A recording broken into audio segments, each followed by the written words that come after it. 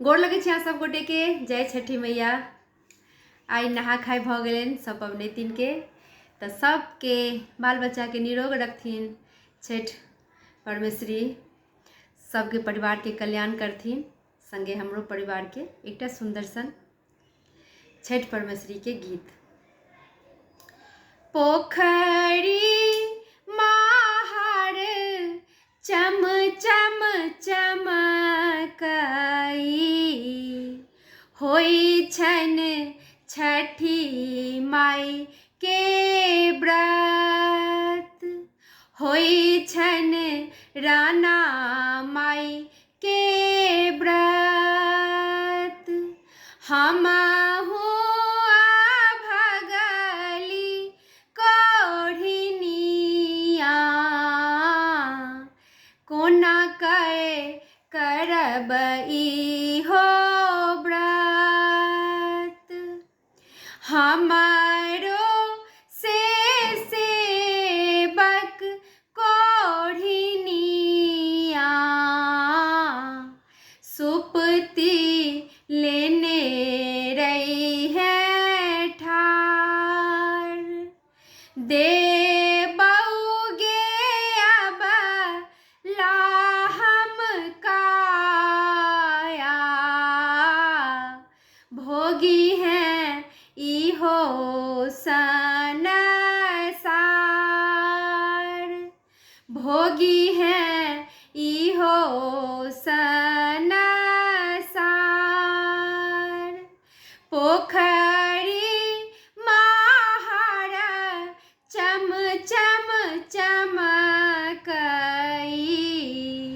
होई छन छठी माई के व्रत।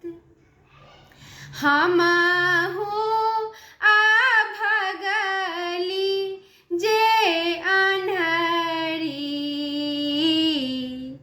कोना कए करब इहो व्रत। तोहू जे अन्हरी भगली, केरा के भार लेने ठार। देबौ हम ना तोहर, देखी हैं कुल परिवार, देखी हैं कुल परिवार। पोखरी माहर चम चम चमकई, होई छन राना माई के व्रत।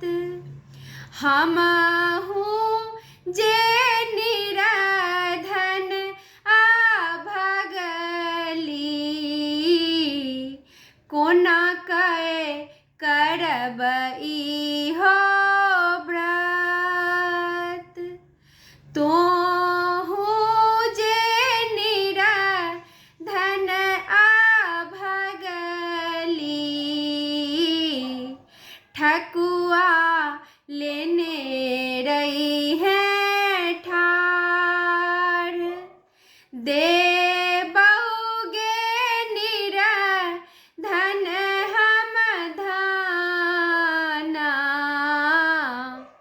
करी हैं छठी माई के व्रत, करी हैं छठी माई के व्रत।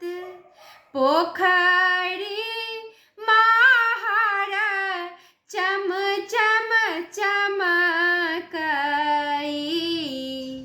होई छन छठी माई के व्रत।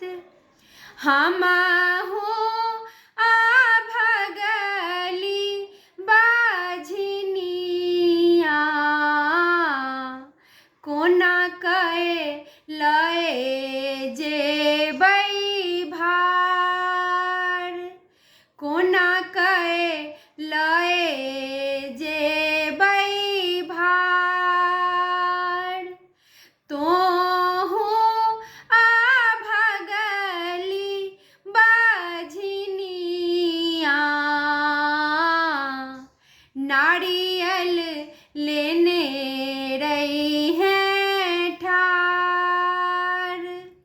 देबौ गे सेवक हम पुत्र,